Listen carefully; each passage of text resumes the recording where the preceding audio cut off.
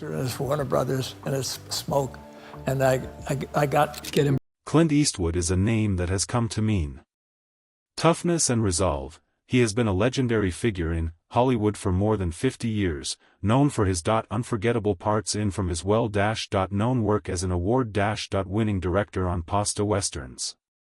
Eastwood has always been so tough and strong, but now rumors are rumors about a diagnosis that could not only put his health at risk but also end his famous career. Brings the story to a sudden and heartbreaking end. This isn't just another celebrity health scare. Eastwood's situation is unique. Has caused a stir, making us wonder how much we really know about the man behind the tough exterior. Fans, medical professionals, and people who work in the business are all left wondering, is this the end for one of the most famous movies of all time, or is the story has more to it than meets the eye? In this video, we look into the shocking news. Hollywood and caused a lot of talk. We'll look at what this diagnosis might mean for Eastwood's life and reputation, while also thinking about what it means for other aging stars facing similar problems. Stay with us as we tell a story of uncertainty, strength, and a heritage. It was uncertain whether Clint Eastwood would play the man with no name in the Clint Eastwood's story starts in the middle of San Francisco, California, where the Dollar series takes place. He was born on May 31, 1930, into a poor family that couldn't have they could have never imagined the amazing road their son would take. Eastwood grew up during the Great Depression. Had a hard childhood. His father had many jobs and often moved the family around, which taught him Clint a sense of being able to change and a quiet strength in these early years. The stern, no-nonsense character he would later play on screen was built around his tall, lean body. And keen stare didn't make Eastwood a star right away. In fact, getting into the entertainment business was a slow, measured process that was full of he faced rejection and few chances that didn't even hint at the force he would one day use. By 1955, Clint Eastwood had started his work as an actor, figuring out how to work in Hollywood as a relatively unknown talent. At first, his jobs were small and often, but even back then, there was something about him that stood out, a dark, brooding energy and a natural beauty. It didn't take him many words to make a mark on screen. His big break came in 1959, when he was cast in the Western TV show Rawhide, which ran until 1965 and was one of the most famous. Eastwood played Rowdy Yates, a young and reckless cowboy, in a TV show of the time. Trail Boss, played by Eric Fleming, was more experienced. While Rawhide wasn't praised by critics, it turned Eastwood into a star, becoming a well-known name and giving him the chance to improve how he acts. Every week, millions of Americans saw him ride, shoot, and rage. Paved the way for a job that would take him across dusty landscapes, soon reach more than just the small screen. But what happened after Rawhide was what Clint Eastwood took a chance on a stranger in 1964 that changed everything. Sergio Leone was an Italian director who was putting together a dark, unusual Western movie that became known as A Fistful of Dollars. It was the first in what would become known as the Dollars Trilogy, a set of movies that Eastwood became famous all over the world. Shot on a tight budget, and it came out in Europe before it came to the United States. A Fistful of Dollars exposed people to a new kind of Western hero, the man with no name, a quiet shooter who isn't sure what's right or wrong. Eastwood had to do more with less for the part because it was part of his own code. He was great with less dialogue, explanation, and conventional heroics. His sharp eyes, slow movements, and simmering passion made after the success of A Fistful of Dollars, Eastwood made a figure that became instantly recognizable. Played the same part in For a Few Dollars More, 1965, and The Good, the Bad, and the Ugly, 1966, both directed by Leone and now seen as masters of the spaghetti western genre. These movies changed the western genre in a big way for their time. Not only the western stereotype but also the language of action, drama, and anti-hero stories in movies. At first, American studios didn't want to work with them because they were foreign films, but viewers quickly warmed to them. Eastwood became famous all over the world thanks to reviews and praise. Was he still just a TV cowboy? He had become a movie star and the face of a new generation. Kind of American manliness that valued toughness, uncertainty, and peace strength. By 1967, Eastwood had made it official that he was a world star. Triplets not only made him a main man, but they also let him shape his own career, which is something that not many actors in Hollywood ever got to do. His relationship with Leon was especially changing, working in the harsh conditions of the Spanish desert with little conversation, and Eastwood learned how to use his eyes to talk through exaggerated close-ups. He didn't have to overact or explain himself, he just kept quiet. Were on screen, demanding attention without asking for it. These lessons would stay with him for the rest of his work and affect not only how he acts but also, even though Eastwood was already famous by the end of the 1960s, what's most interesting about how planned and quietly revolutionary this early part of his work is, he didn't come on the scene with a big launch or an Oscar-winning movie. He didn't build his fame through one act.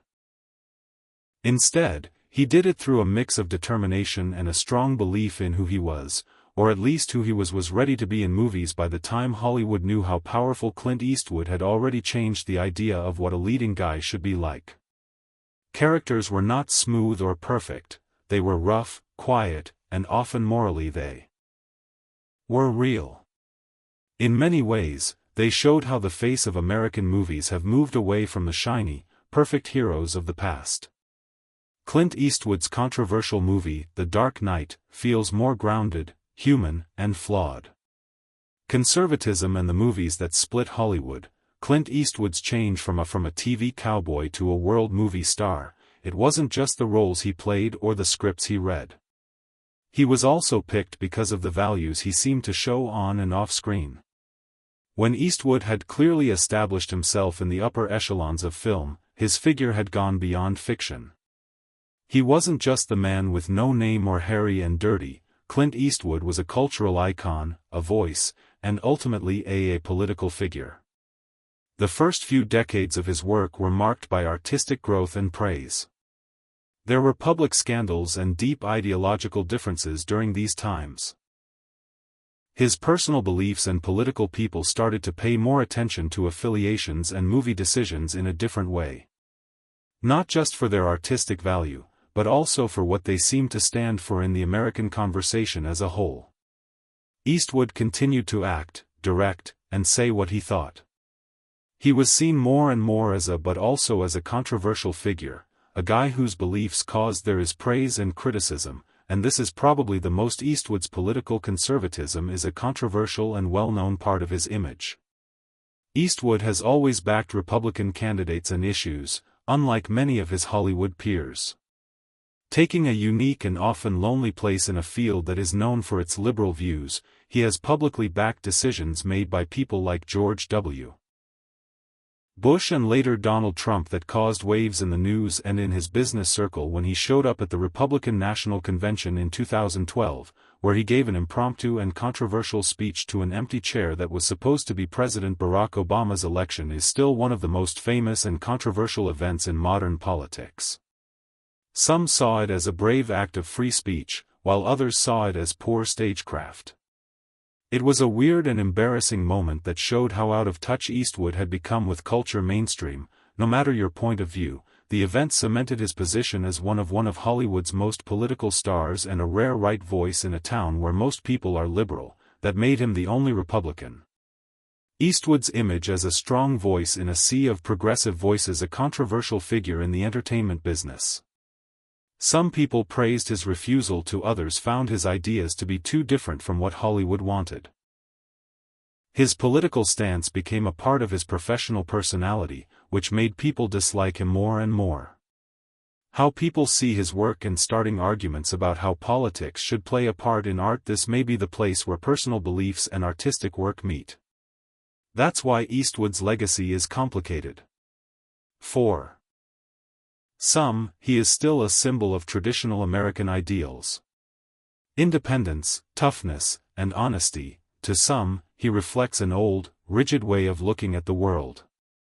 For those who don't know the story, these three American teens were in Paris or abroad in Europe on a trip that doesn't take into account how social and political ideas are changing.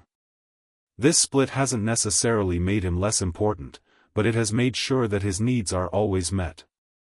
Eastwood's public image is complicated by close examination and often controversy. Also, Eastwood is often criticized for the themes in some of his movies. As a director, Eastwood has never stayed away from stories that were hard to understand from a moral point of view. With murder, war, and the idea of justice, but some projects have earned a lot of criticism for what critics call an uncritical glorification of war movies like American Sniper, 2014. Which did well at the box office. While some praised them for being realistic, others said they showed only one side of the story. Certain people said that Eastwood's direction often captures the intensity and trauma of armed conflict in its fight. It sometimes avoids deeper examinations of the global and moral issues. They say this makes things easier by focusing on the physical and mental effects of war, one that does celebrate bravery and sacrifice, but doesn't fully. Eastwood, for his part, has faced the bigger costs of war. Held that the goal of his films is to make people think, not to force their ideas on others.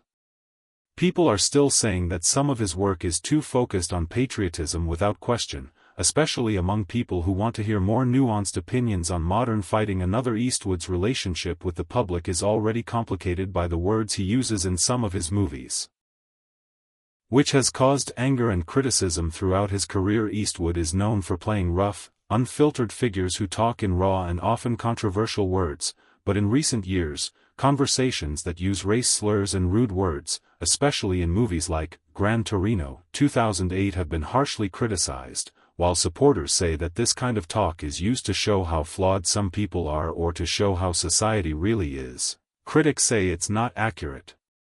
Crosses a line when they reinforce assumptions or give harmful people permission to do bad things. Language under the guise of being real. The main point of the argument is intention versus impact. Does Eastwood use these features to make people think and show them hard truths? If they do they normalize language that has no place in current movies? Clint Eastwood's acting. The road that director and small-town mayor Clint Eastwood took through the history of American culture has not been a straight line. Changed from a tough character on TV and in spaghetti westerns to a major film director and actor. As a civic leader, his work has grown and changed, making his public persona more complex. After his sudden fame, Eastwood made a big move in with the money he got from Rawhide and the Dollars trilogy. 1971, the first in a long line of successful movies that director his role in and direction of the psychological drama play Misty for Me last year, that was very different from the westerns and war movies that he had been known for before. The movie was not only it did well at the box office and made a strong case for Eastwood being more than just a tough-looking character. By picking a story about addiction, the director showed a clear point of view. Eastwood showed a sharp sense of fragility and strength by setting the story on the foggy coastal cliffs of Northern California. Sense of mood and stress. It was his first time working behind the camera, but it would set the stage for decades of directing dreams. That same year, Eastwood also took on the part that would make him a cultural hero for all time, Inspector Harry Callahan in Dirty Harry. The character was a tough San Francisco police officer who used both the .44 Magnum and a "take no prisoners" attitude. Became very popular. Highly controversial, for some, Dirty Harry was the movie version of frontier justice applied to the city, a person who got around the red tape and did what needed to be done. For others, it meant too much authority and praised violence. No matter how you felt about the character, there was no it had an effect on Harry Callahan, who wasn't just a character. He became a lightning rod in talks across the country about law and morals because of the movie's success, which led to a number of sequels and solidified Eastwood's status as more than just a former Western star. A real movie star who had a big impact on the culture of the 1970s and American manhood in the 1980s, but Eastwood's movies didn't change that much. And there in 1992, after years of playing and steadily he improved his voice as a director and gave what is generally thought of as one Unforgiven is one of the best modern westerns ever made. Eastwood not only acted in the movie as William Money, an old outlaw, but didn't direct it. Unforgiving movie about a man who comes out of retirement for one last job that turned traditional Western tropes on their heads and questioned the myths Eastwood had helped to create in his earlier films. Career It took away the thrill of frontier bloodshed and made people work hard. The movie raised questions about right and wrong, morals, and the price of redemption. Eastwood won 2 Academy Awards for Best Director and Best Actor for his work in this film. Director, Best Picture, and re-establishing him as a serious producer who can make deep films. Sharing stories. It wasn't just a comeback. It was a new beginning that showed that he said that his career was not set in stone and that he was ready to criticize the very myths that made him popular. In the early 1990s, Eastwood also took on a job that had nothing to do with movies, public service. From 1993 to 1995, he was mayor of the small California town of Carmel by the Sea. Eastwood had always loved the beautiful beach town he had lived in for a long time. Showed a tendency to be independent, and his choice to run for office showed this. Anger at the local government, especially a disagreement over a business once he was elected, he served with his usual practicality, trying to making it easier to get permits and standing up for small business owners even though he was only mayor for one term. It showed how willing he was to work hard. To act and his desire to be more than just a famous person who has an opinion. Wanted to be a good citizen who made a real difference in his neighborhood. This short political part also in line with his strong belief in human responsibility, limited government involvement, and direct. A little more than a decade later, his movies still use problem-solving ideas that are common in real life. Eastwood once again wowed everyone with a movie that showed how good he is at telling moving stories. His continued development as a director. In 2004, he was in charge of $1 Million Baby. It was a quietly devastating story about a female boxer and her old trainer. Surprising in how elegant and brutally honest it was, delving into themes of desire, loss of honor, and moral complexity. It had amazing performances by Hilary Swank and Morgan Freeman, but Eastwood's quiet but powerful performance stole the show. A lot of praise for his direction. He had grown into a hugely talented director. Skill at telling stories that were both personal and general. $1 Million Baby went on to win several Oscars, including Best Picture. Eastwood's amazing career reached another high point with the award for Best Picture and Best Director. It was not only a proof of how good he was at telling stories and also an example of how he had changed from playing tough guys who want to look into how fragile people are. Vengeance, justice, racial stereotyping and partisanship in his movies and in public life. Clint Eastwood is remembered as one of the most famous people in Hollywood. And controversial, a contrast that has been a part of his work for decades.